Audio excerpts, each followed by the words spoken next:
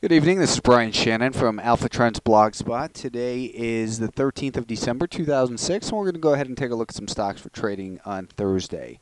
The problem a lot of times with trading off a daily chart is you look at it and it looks like a mess, like this stock does right here. This is Apple Computer. Apple gapped down yesterday and then closed near its lows. Today it gapped up and closed close to its highs.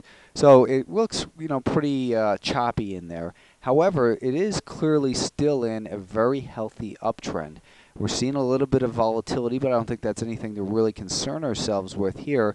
At least not yet. We've still got this uptrend line, and of course we've got higher highs and higher lows.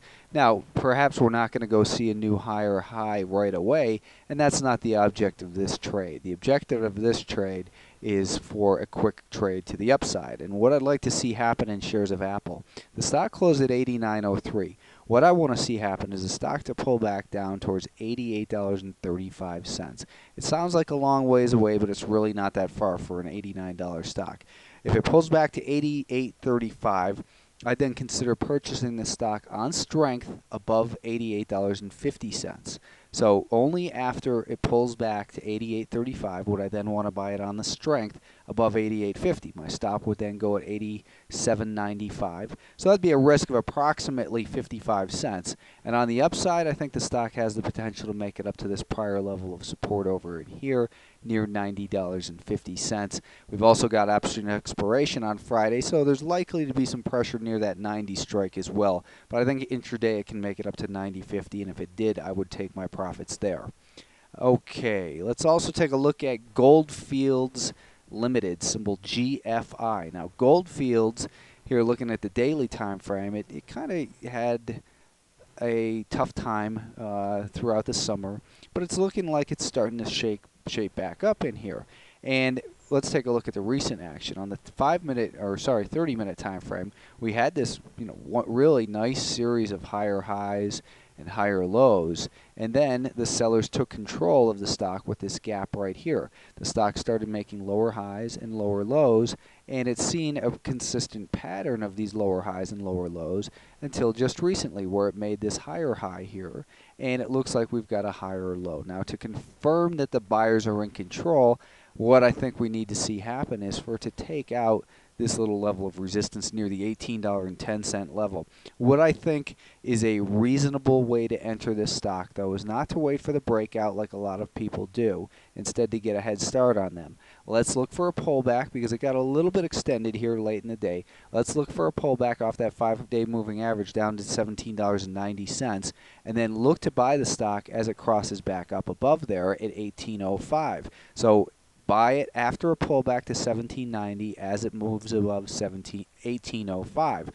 Our initial stop would go below this low right here, so about $17.78 or 27 cents of risk in Fields. And a short-term target, I'm going to put at $19 a share. So that'd be 95 cents away in a risk of 27 cents. I think that makes it worth taking a look at Fields tomorrow. GFI, again, as a symbol.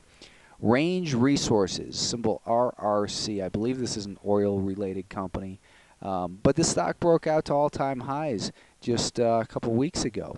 And you can see that it did so with some volume. We've got lighter volume, at least last week. Of course, this week's not completed yet. My biggest concern about this stock, and there's the longer-term time frame, my biggest concern here is that Friday, like I said, is options expiration day, and it's possible that there's going to be some pin pressure near that $30 strike. It's just something to keep in the back of your mind, but still worth taking a look at the stock. So let's look for another pullback here.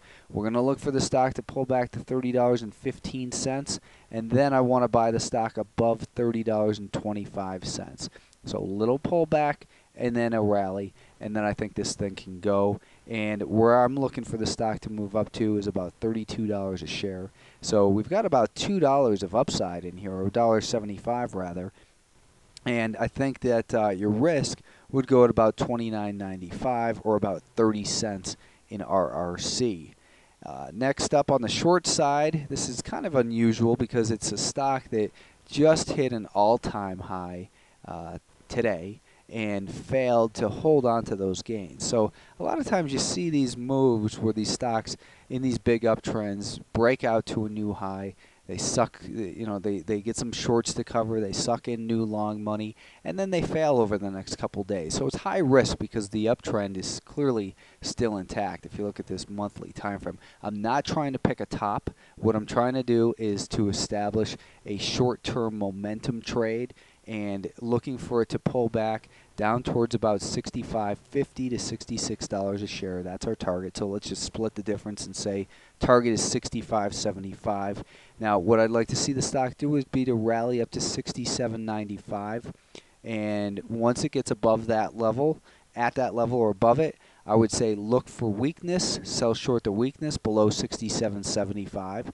Our stop would go at 68.05, and target down here at 65.75.